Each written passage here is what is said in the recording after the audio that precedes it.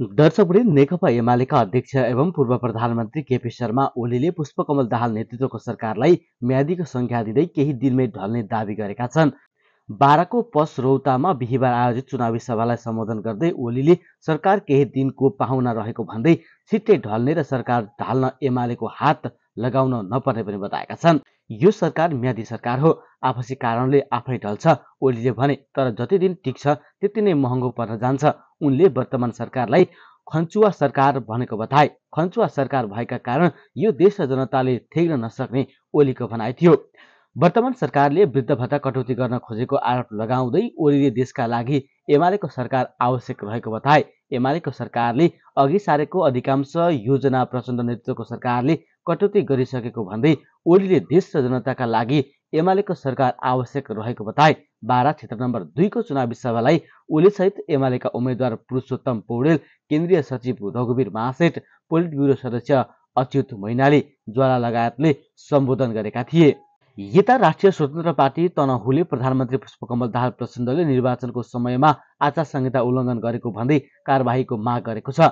रासपाका जिल्ला संयोजक सूर्यमणि पौडेलले प्रचण्डको नेतृत्वमा आचार संहिता उल्लङ्घन गरेकाले कारबाहीको दायरामा ल्याउन माग गर्दै मुख्य निर्वाचन अधिकृतको कार्यालयमा ध्यान आकर्षण पत्र बुझाएका छन्। गठबन्धनका उम्मेद्वार गोविन्द भट्टराईको प्रचार प्रसार र समर्थनका लागि प्रधानमन्त्री प्रचण्ड नेपाली सेनाको हेलिकप्टर प्रयोग गरी वैशाख 6 गते तनहुँको बन्दीपुर डुम्रे बजारमा भएको चुनावी सभामा सम्बोधन गर्न आएका थिए।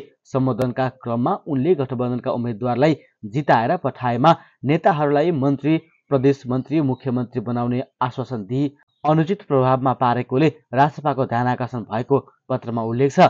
प्रधानमन्त्रीको उक्त कार्य निर्वाचन सम्बन्धी कसुर भएकाले सत्य तथ्य छानबिन गरी निर्वाचन आचार संहिता 2079 को दफा 3 विपरीत भएकोले निर्वाचन कसुर तथा सजाय ऐन 2073 तथा निर्वाचन कसुर तथा सजाय निर्देशिका 2079 बमोजिम कारबाही गर्नुपर्ने रासपाको माग छ।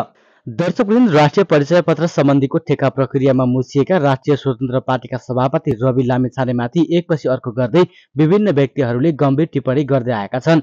यो क्रम सिलसिलेवार चलिरहँदा बुधबार प्रधानमन्त्री पुष्पकमल दाहाल प्रचण्डदेखि अन्य नेताहरूले समेत आलोचनात्मक टिप्पणी गरे। उनीहरूले रविले गरेको राष्ट्रिय परिचय पत्रको ठेक्का प्रक्रियामा प्रश्न उठाउँदै उनको छविमाथि शङ्काको घेरा समेत बनाए। राष्ट्रिय परिचय पत्रको विवरणबारे तत्कालीन उपप्रधान एवं गृहमन्त्री रवि लामिछानेले लगाएको ठेक्काको विषय यति बेला सर्वाधिक चर्चामा देखिन्छ। रवि आफैले यो विषयमा आफू कतै संलग्न नरहेको र प्रक्रियागत ढङ्गले आएको फाइलमा हस्ताक्षर गरेको भन्दै बदनियत नरहेको दावी गरिरहेका छन्। तर यस्तो ठेक्का प्रक्रियामा आर्थिक चलखेलको आशंका गर्दै रवि विरुद्ध गम्भीर टिप्पणी हुन थालेका छन्। बुधबार उपचुनावी सभामा सहभागी हुन तनहुँ पुगेका प्रधानमन्त्री प्रचण्डले रविको नाम नलिई राष्ट्रिय परिचय पत्र सम्बन्धी ठेक्कामा भ्रष्टाचार विरुद्ध कठोर कदम चालेको पनि बताएका छन्। उनले भ्रष्टाचार विरुद्ध ठूला गफ हाँक्नेको असलियत के हो भन्ने आफूहरूले देखेको समेत बताए। मन्त्री परिषदको निर्णयबाटै ठेक्का प्रक्रिया खारेज गरेपछि यो विषय थप पेचिलो बन्न पुगेको छ।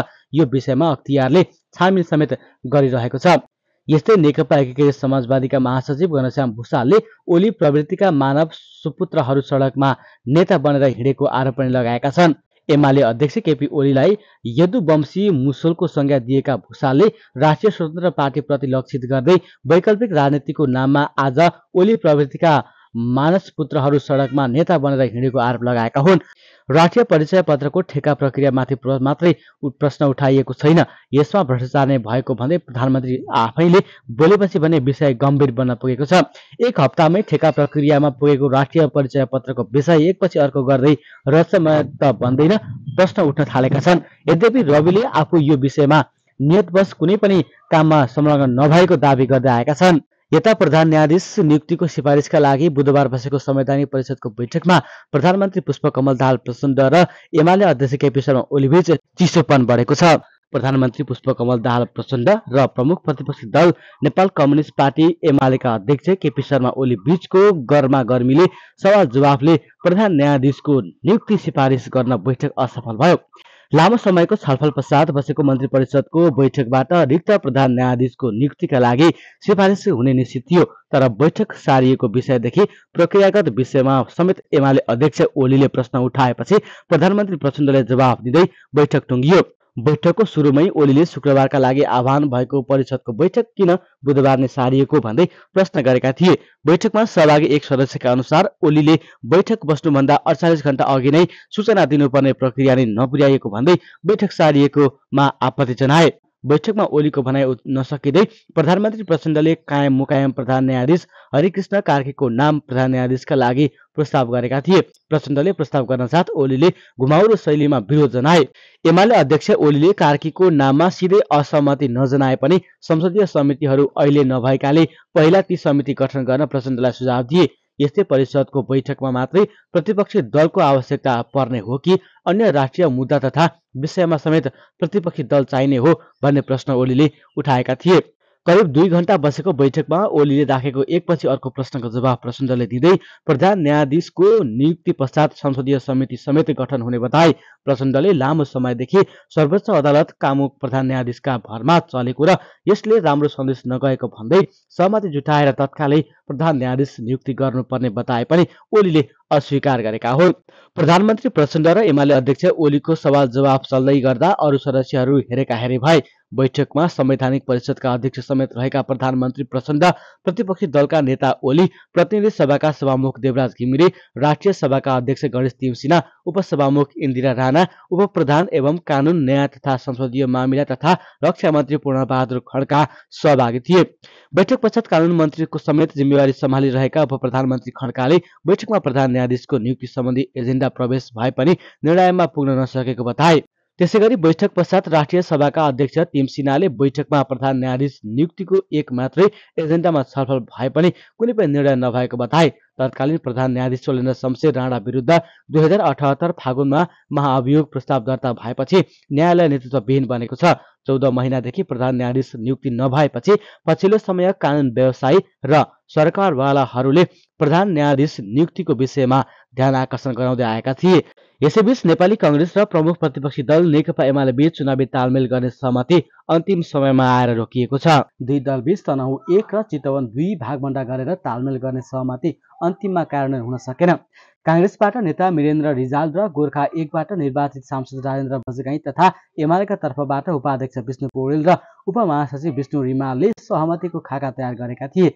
त्यसमा कांग्रेस सभापति शेरबहादुर देउवाले हस्ताक्षर पनि गरिसकेका थिए, तर एमाले अध्यक्ष केपी शर्मा ओलीको हस्ताक्षर नहुँदै सहमति रोकिएको हो। सहमतिको प्रयास भएकै हो, एक चरणको प्रगति पनि भएको थियो, तर सहमति भने हुन सकेन। कांग्रेसका एक नेताले भनेका छन्, अब ढिला भइसक्यो, केन्द्रको सहमति जिल्लाको नेताहरूले त मान्लान्, तर मतदाताले मनस्थिति बनाइसकेकाले कार्यान्वयन हुन सक्दैन भन्ने निष्कर्षपछि हस्ताक्षर नभएको हो। ती नेताका अनुसार करिब 1 हप्तादेखि भएको सहमतिको प्रयास सफल हुने आधार बनिसकेको थियो, तर अब कार्यान्वयन हुने सम्भावना कम देखिएकाले हस्ताक्षर नभएको हो। दुई दलबीच चितवन 2 मा एमालेलाई र तनहुँ 1 मा कांग्रेसलाई सघाउने लगभग सहमति भएको थियो। त्यो सहमति भएको भए स्वाभाविक रूपमा 12-2 मा पनि एमाले प्रति सद्भाव बढ्न सक्थ्यो होला, ती नेताले भने। तर सहमति नै नभएपछि मतदाताको विवेक नै निर्णायक हुने भयो, हामी बीच मैत्रीपूर्ण प्रतिस्पर्धा हुने थियो। छलफलमा सहभागी भएको भनिएका एमालेका उपाध्यक्ष पौडेलले भने हचुवाका हल्ला मात्र आएको दाबी गरे। उनले छलफलै नभएको विषयमा सहमति भएको हस्ताक्षर नभएको भन्ने कथा बनाइएको जिकिर गरे। हामीबीच त्यस्तो सहमतिको प्रयास नै भएको छैन, नभएको सहमतिमा हस्ताक्षर रोकियो भन्ने कुरा पुष्टि कहाँबाट हुन्छ? प्रति प्रश्न गर्दै पौडेलले भनेका छन्, त्यो हचुवाको हल्ला हो, त्यसमा कुनै पनि सत्यता छैन, त्यसको पछि नलाग्नुहोला। यता बाबुराम र प्रचण्ड बीच सम्बन्ध चिसिएको छ। चुनाव ताका माओवादी केन्द्रका अध्यक्ष पुष्पकमल दाहाल प्रचण्ड र पूर्व प्रधानमन्त्री बाबुराम भट्टराई बीचको गुलबन्दी हेर्न लायक थियो। भट्टराईले प्रचण्डका लागि आफूले जित्दै आएको गोर्खा 2 छोडिदिए।